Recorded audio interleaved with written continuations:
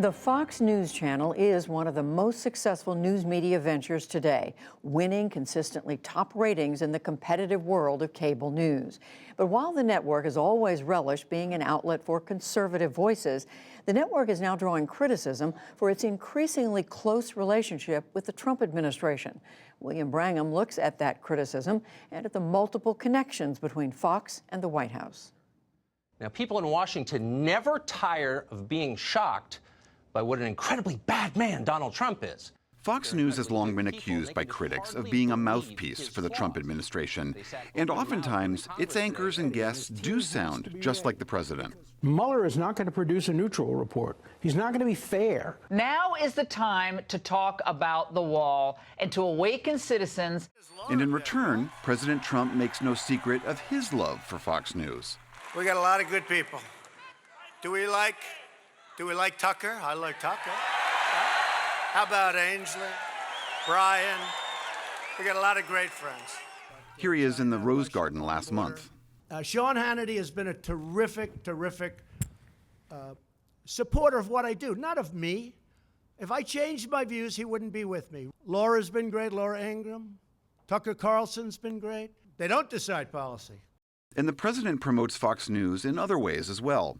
Since August of 2018, President Trump tweeted Fox News stories to his 58 million Twitter followers more than 200 times. Here's the president talking about his favorite show seems to be the morning show, Fox and Friends. He shares their stories often in real time or near time. Build the wall. Like this Fox and Friends segment from last January. It aired at 8:17 a.m. and was followed by a tweet from Trump at 8:44 a.m. Matthew Gertz is a senior fellow at Media Matters, a watchdog and frequent critic of Fox News, and he has spent more than a year tracking how closely Trump's tweets correspond to Fox News segments. The most valuable square foot of real estate in Washington, D.C. is the president's head, and where he is learning about the world is important. If he's not getting his information from the national security apparatus or the experts in government and is instead listening to Fox and Friends and the guests that they book, that gives that show an incredible amount of power, and power without accountability. Fox News is only accountable to its viewers and to its advertisers. When it comes to presidential interviews, Fox is also a clear favorite. The president has appeared on Fox News 46 times since becoming president, compared to just 10 times for every other network combined. Come on up, Sean Hannity. Fox News' marquee host, Sean Hannity, even showed up at a presidential rally. I had no idea you were going to invite me up here. And the one thing that has made and defined your presidency more than anything else: promises made, promises kept. After an outcry over Hannity's appearance, the network put out a statement saying, quote, Fox News does not condone any talent participating in campaign events. The Trump administration doesn't deny that there are connections, but top officials tell our White House correspondent Yamiche Alcindor that critics exaggerate how it works and that it's not a simple feedback loop.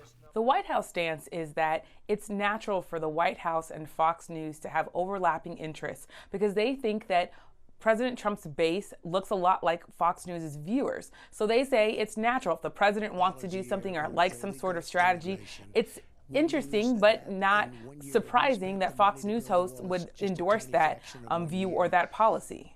And it's true. Not everything on Fox is supportive of the administration and its policies. Several Fox anchors are well known for giving administration officials and supporters a tough grilling. Thank you for being here, Congressman. For example, Fox's Bret Baier last week pressed Congressman Jim Jordan about the president's allegedly illegal hush money payments to different women. Michael Cohen can't be trusted. But what about the substance? I mean, the president writing a check to him while president for these payments, these 11 payments, that he says were to pay off Stormy Daniels and the other woman. Brett. Is that not true? Fox's Chris Wallace is another example, like here when he challenged Press Secretary Sarah Sanders about the claim that terrorists are coming across the U.S.-Mexico border. Nearly 4,000 known or suspected terrorists come into our country illegally. And we know that our most vulnerable point of entry is at our southern... Do you know where those 4,000 people, where they're captured? Airports. Not always, but airports. certainly a the large State Department number. says there hasn't been any terrorists that they found coming across the southern border. Like Wallace and Baer, Fox's Shepard Smith often fact-checks the president. The president has called it an assault on the U.S. border. It is absolutely not. In a statement to the NewsHour today about its record, the company said, Fox News has been the #1 news network in the country for the past 17 years because we are the only news organization to provide a thorough look at every side of every story. Our award-winning anchors and reporters are widely respected throughout the industry for their fearless approach to the news, while our opinion hosts offer insightful commentary and analysis on the leading issues. We are proud of our team and the product we deliver. But there's another important connection between the White House and Fox News. Overall, more than a dozen current and former administration appointees have previously worked at Fox, including John Bolton, Trump's national security advisor. He was a longtime Fox News commentator. Bill Shine, a Fox News executive who now works as Deputy Chief of Staff for Communications. Hope Hicks was the former White House Communications Director, but she left the White House in March and was soon hired by Fox News' parent company, 21st Century Fox. For more on the revolving door relationship between the White House and Fox News, I'm joined now by Jane Mayer of The New Yorker. Her newest story, The Making of the Fox News White House, details the many ways the two intertwine. Welcome back to the NewsHour. Thank you. So you report that Fox News proudly celebrates its conservative credentials, but in your story, you feature critics inside and outside of Fox News who say they've never seen it quite like it is today. What are you hearing from them? So that was the thing that was interesting. Liberals have been bashing Fox forever, but what you now hear is there are a number of conservatives who are bashing Fox because they think it's become a mouthpiece for Trump, not conservative so much as almost kind of a platform for authoritarianism, and they're worried about it. So you don't hear dissenting voices on Fox even within the right. You don't hear other kinds of conservatives. If I were to turn on Fox News on any given day, on a big news day, how does it manifest itself? Well, so in the past, you might have heard Bill Kristol or Jennifer Rubin or George Will. These are all so-called never-Trumper conservatives who are critics of Trump's, but they're from the right. You don't see very many of those people there anymore. Those people have largely been exiled. They've been exiled. And what you see is a celebration pretty much night and day of our President Trump. There are a lot of people who will look at this and say, well, that's their business model. It's totally fine. There's nothing illegal about it. And the fact that they have found an audience with the singular occupant of the White House, what's the big deal? You know, I suppose what the big deal is that the understanding, if you're in the news business, is that you're not supposed, there's a line between news and politics, and that we're independent. We're a separate branch. We're not part of the government. We're the fourth estate. And it's important for democracy that people get independent information so they can make good choices about politics. I mean, the conservative critics, including some voices on Fox News, would say, but the press is largely liberal, and they point to the way certain parts of the press dealt with the Obama administration. You, in your own piece, report how JFK had a very tight relationship with the press, and they didn't report certain stories that were unflattering to him. Is this, do you really think, philosophically that different?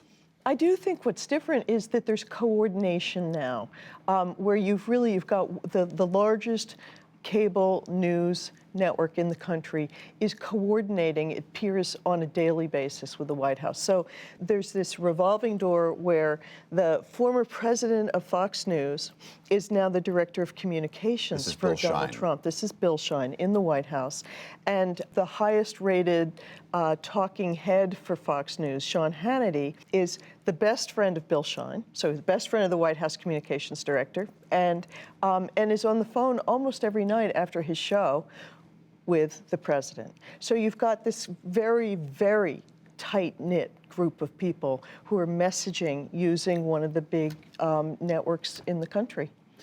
Throughout your piece, there is a debate that seems to course through it, which is Trump driving Fox, or is Fox driving Trump? And I wonder where you come down on that. So that was one of the things I was hoping to find out as a reporter, because I couldn't tell who's driving this train. And on any given day, it's very hard to tell. What you'll often see is something that's on Fox, then echoed by a tweet from the president, then Fox is encouraged to do more of it. It's kind of, someone said to me, you could call it either a vicious circle or cycle or a virtuous circle or cycle. It's a loop, it's a feedback loop. And somewhere in there, in some ways, among the most important dynamics is the audience, because Fox is trying to capture the audience and make it constantly watch Fox. And the president is trying to capture the same audience and make them vote for him. This is a segment of the American population. And the way they do it is the same. They try to make that segment of the American population angry. So they're both playing really towards the audience. One of the media analysts you quote in your story says Fox's most important role since the election has been to keep Trump supporters in line.